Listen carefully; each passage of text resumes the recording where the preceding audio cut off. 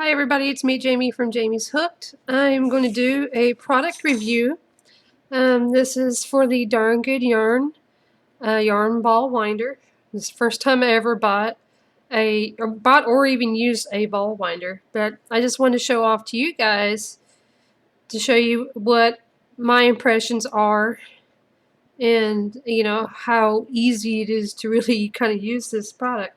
So when I ordered it I had like a 20% off coupon, and I was like, well, that's not a bad deal, so I took advantage of it and got myself a little something something, which was this ball winder. So came in this box, which is very typical of a Darn Good Yarn product, but it's kind of a thin box. It's not a very thick box. It's just basically a paper box.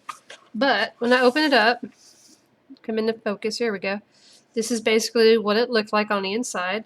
It's just two components, really, which was your spindle, oops, and your machine.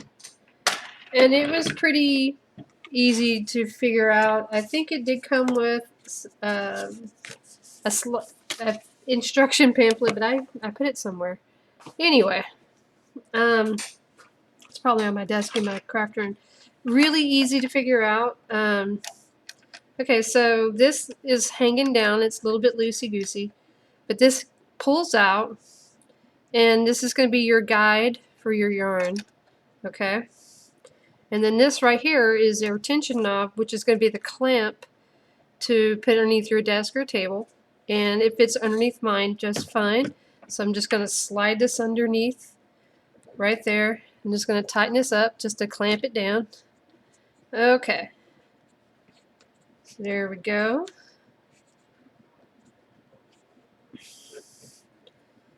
All right. And then I'm just going to put on this spindle.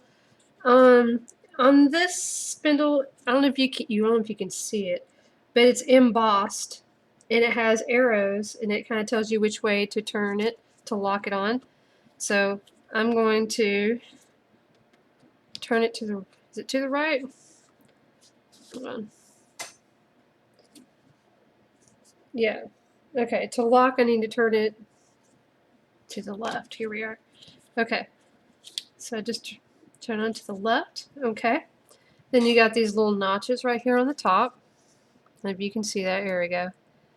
See these little notches? That's where you're going to feed, put your yarn to wind. Okay, so what I have here, I had just a little bit of yarn here that I already had balled up, and I'm just going to put it in my yarn bowl. Okay, and we'll just get started on showing you how to do this. So simple. Okay, so what I'm going to do is I am going to place my yarn in the notch. Okay. Oops. You know what I meant to do? Okay. I gotta feed the yarn through the. Now you can do this two ways. You can like try to thread it through the hole here, but I'm just kind of wind it. Right that. Okay. Right that right there. All right. Now it says to move the crank clockwise. Okay. So I'm just going to hold the yarn just for a little bit. Okay. And then it's going to, just kind of just start off slowly. Okay. Here we go. And now I can go a little faster. I don't want to go too fast so you just guys can't see. See how, look at it, it's winding so nicely. I think I did like, the first time I touched this thing, I think I did like, I don't know, like 4 or 5 little cakes of just, just little pieces of yarn that I had, scraps, my little scrap basket.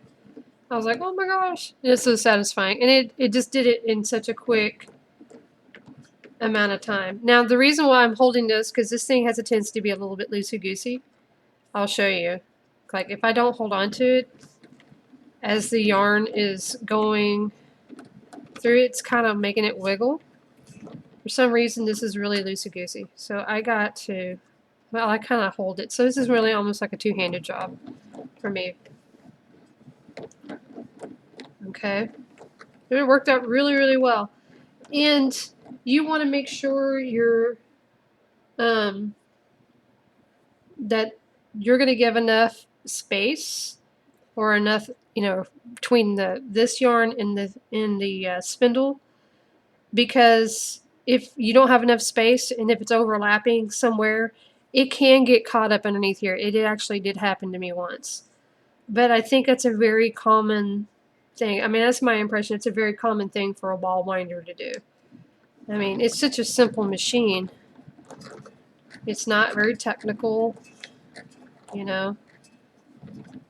And let's see how much I have left. Got a little bit left.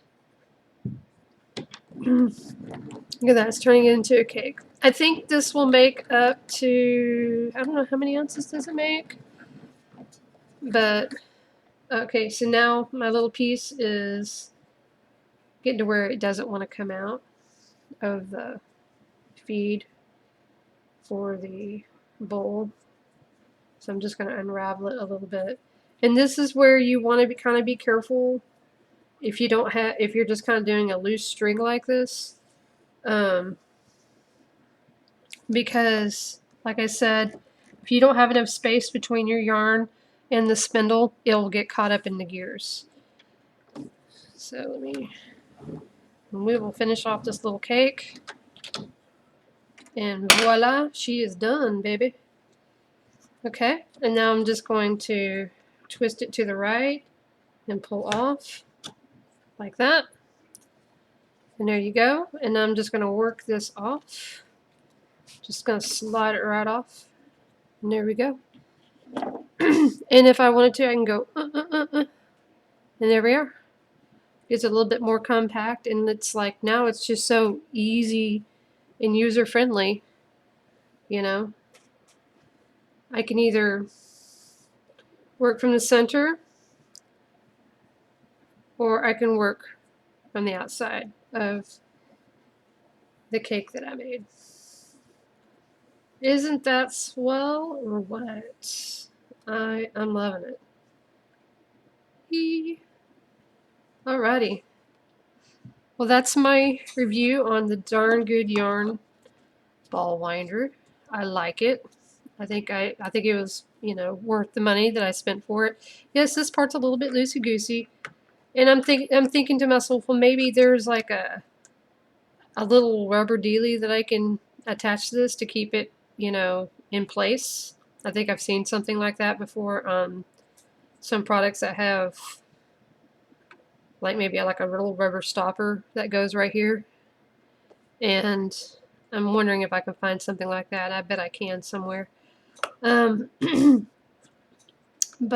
other than that, I mean, it's not a bad product, And so thank you guys for watching, and hope y'all have a great day, and ta-ta for now.